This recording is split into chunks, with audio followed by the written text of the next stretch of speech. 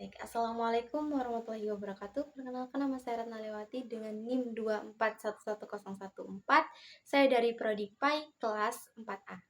Nah, video ini berisi tentang tugas mata kuliah Fiqh Muamalah yang nantinya akan membahas tentang seputar Fiqh dan Fikih Muamalah. Dan harus disampaikan secara via video dan harus tutup mata. Saya mulai sekarang ya. Bismillahirrahmanirrahim. Nah, video ini nanti akan membahas tentang seputar pengertian fiqh dan hubungannya, lalu penjelasan tentang fiqh muamalah, lalu ruang lingkup atau pembagian-pembagian fiqh muamalah, kemudian sumber hukum fiqh muamalah, prinsip-prinsip fiqh muamalah, dan yang terakhir adalah hubungan antara fiqh muamalah dengan hukum Islam, ekonomi Islam. Nah, yang pertama tentang fiqh, pengertian fiqh. Fiqh itu adalah mengetahui hukum syar'i dengan cara memahami dalil-dalil atau dasar-dasar syar'i yang berasal dari Al-Quran, hadis, ijma, qiyas, dan lain sebagainya. Nah, fiqh sendiri itu ada dua macam. Yang pertama ada fiqh ibadah dan fiqh muamalah. Fiqh ibadah itu sifatnya vertikal, yang dimana hubungan manusia dengan Allah Subhanahu wa Ta'ala, Sang Penciptanya. Nah, ini biasanya berkaitan dengan ibadah, misalnya dengan taharoh, bersuci, atau ibadah seperti sholat, zakat, puasa, naik haji, dan ibadah-ibadah yang lainnya. Nah, sedangkan fiqh muamalah itu sifatnya horizontal, di mana hubungan manusia dengan manusia yang lainnya.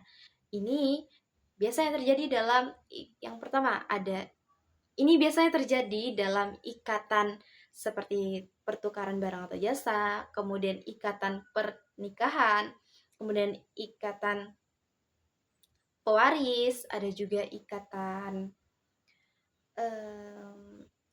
kemasyarakatan, ada juga ikatan kemanusiaan. Nah, penjelasan tentang fiqh muamalah. Fiqh muamalah itu kan terbagi jadi dua kata ya, fiqh dan muamalah. Fiqh, seperti yang saya jelaskan tadi, adalah mengetahui atau memahami secara terperinci mengenai hukum syar'i dengan cara memahami dalil-dalil atau dasar-dasar syar'i yang berasal dari Al-Quran, hadis, dan lain sebagainya. Nah, sedangkan kata muamalah itu berarti adalah segala sesuatu sumber hukum yang Allah ciptakan untuk mengatur hubungan antara manusia dengan manusia yang lainnya di kehidupan atau hidup. Nah, apabila digabungkan fiqh muamalah, ini berarti adalah hukum yang berkaitan dengan persoalan manusia dengan manusia yang lainnya di dunia, yang biasanya terikat atau terkait dengan seperti jual beli, sewa menyewa, pinjam, perdagangan, kerjasama, dan lain sebagainya. Kemudian pembagian atau ruang lingkup fiqh muamalah. Nah, ini ada dua pendapat ya. Ada pendapat Ibnu Abidin dan juga Al-Fikri. Kalau menurut Ibnu Abidin ini terbagi menjadi 6. Yang pertama ada muawadah maliyah, yang kedua munakahat, yang ketiga muhassamat, yang keempat amanah dan ariyah, yang ketiga ada tirkah. Nah, apa sih keenam itu? Kalau muawadah maliyah itu hukum kebendaan. Kalau munakahat itu hukum perkawinan. Kalau muhassamat itu hukum acara. Kalau amanat dan ariyah itu hukum pinjaman.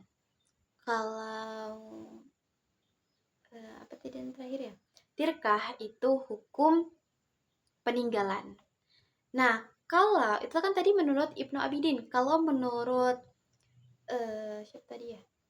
Menurut Al-Fikri, menurut Al-Fikri itu ada dua. Ada al-muamalah al-maliyah dan juga al-muamalah al-adabiyah.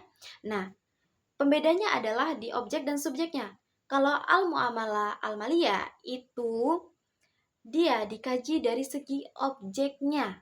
atau bendanya. Apakah benda yang nantinya akan diperjualbelikan itu atau ditransaksikan itu haram atau halal, ataukah benda yang diperjualbelikan itu mengandung kemaslahatan atau justru mendatangkan kemudaratan, dan dari sisi-sisi yang lainnya. Nah, kalau muamalah al-adabiyah itu dia ditinjau dari segi subjeknya, yaitu manusia sebagai pelakunya, yakni dilihat dari cara tukar menukarnya, atau dari segi cara akhlaknya, atau segi panca inderanya, hak-hak, kewajiban, atau penegakan, atau lebih singkatnya itu adalah adabiyah, berkaitan dengan adab, tingkah laku. Apakah dia jujur, ataukah dia pembohong, ataukah dia sombong, ataukah dia dan lain sebagainya, sifat-sifat itu. Nah, ini tujuannya adalah agar terbentuknya atau sukarelawan, apa sih bahasanya? Agar adanya ya sukarelawan, sikap sukarelawan atau tidak ada unsur paksaan ketika adanya ini bertujuan untuk terbentuknya perasaan sukarela dalam proses transaksi ataupun perjanjian akad atau nantinya jual beli, agar tidak ada salah satu pihak yang merasa dirugikan. Tuh. Lalu sumber-sumber hukum fiqh muamalah. Nah, yang pertama tentu saja Al-Quran sebagai wahyu Allah yang dijadikan pedoman hidup. Nah, yang kedua itu hadis, yang mana hadis itu adalah segala sesuatu yang disandarkan kepada Nabi Muhammad, baik perkataan maupun perbuatan. Nah, yang ketiga itu ada ijtihad. Ijtihad itu adalah menentukan sebuah hukum atau perkara atau ketetapan dengan cara menggunakan akal sehat dan pertimbangan yang matang. Nah, ijtihad ini menghasilkan beberapa banyak hukum dan ada perintilannya, yaitu misalnya ijma, qiyas, istisna, istishab, maslahah mursalah, urf, dan lain sebagainya. Kemudian ada prinsip-prinsip fiqh muamalah. Yang pertama itu ada 6. Yang pertama, segala bentuk tindakan muamalah itu harus disandarkan atau didasarkan pada nilai-nilai tauhid. Yang kedua, fiqh muamalah, nilai tauhid yang pertama tadi nilai tauhid atau nilai ketuhanan ya. Nah, yang kedua itu segala tindakan muamalah itu haruslah dinilai atau ditinjau atau dipertimbangkan dari segi moral yang luhur atau akhlakul karimah. Nah, yang ketiga, hukum segala bentuk muamalah itu boleh. Nah, ini diambil dari asas yang mana hukum suatu benda itu hukum asal suatu benda itu hukumnya boleh sampai ada dalil yang mengharamkannya. Lalu yang keempat itu adalah segala bentuk atau tindakan daripada muamalah itu haruslah ada unsur sukarelawan atau tidak ada paksaan dan kebebasan berpendapat. Yang kelima itu haruslah segala bentuk tindakan muamalah itu haruslah menarik atau mendatangkan manfaat dan menjauhi kemudaratan atau hal-hal buruk.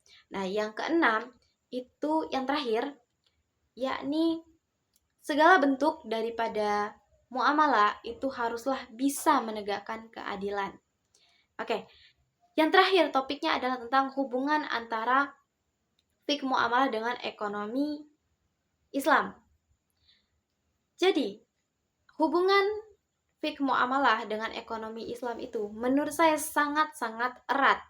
Mengapa demikian? Karena pada dasarnya ekonomi Islam itu adalah fiqh muamalah. Kenapa demikian? Karena begini, seperti yang kita tahu, fiqh muamalah atau muamalah tadi itu adalah landasan atau hukum yang nantinya akan mengatur jalannya proses daripada sebuah perekonomian dalam kehidupan sehari-hari. Nah, muamalah sendiri itu seperti yang kita tahu itu berkaitan dengan ekonomi, yakni dalam hal-hal atau mencakup ya terkait dalam proses jual beli, perdagangan, kerjasama, pinjam meminjam, sewa menyewa, usaha, dan lain sebagainya. Dan mengapa menurut saya itu sangat-sangat penting? Yaitu tadi, karena hubungan daripada fiqh muamalah dengan ekonomi Islam itu karena fiqh muamalah itu dijadikan landasan atau dasar yang nantinya akan mengatur dalam proses ekonomi dalam kehidupan sehari-hari atau tindakan ekonomi dalam kehidupan sehari-hari. Nah, apalagi nih eh, ekonomi Islam ini nih berkembang seiring waktu dia berkembang karena pada tahun 1970-an itu fiqh muamalah intelektual Islam itu mereka mengembangkan atau mengulik kembali tentang ekonomi Islam karena pada saat itu sistem ekonomi dengan kapitalisme dan juga sosialisme itu dianggap memiliki kekurangan. Nah, baiklah itu saja dari saya. Terima kasih banyak. Baiklah itu saja, terima kasih banyak. Assalamualaikum warahmatullahi wabarakatuh.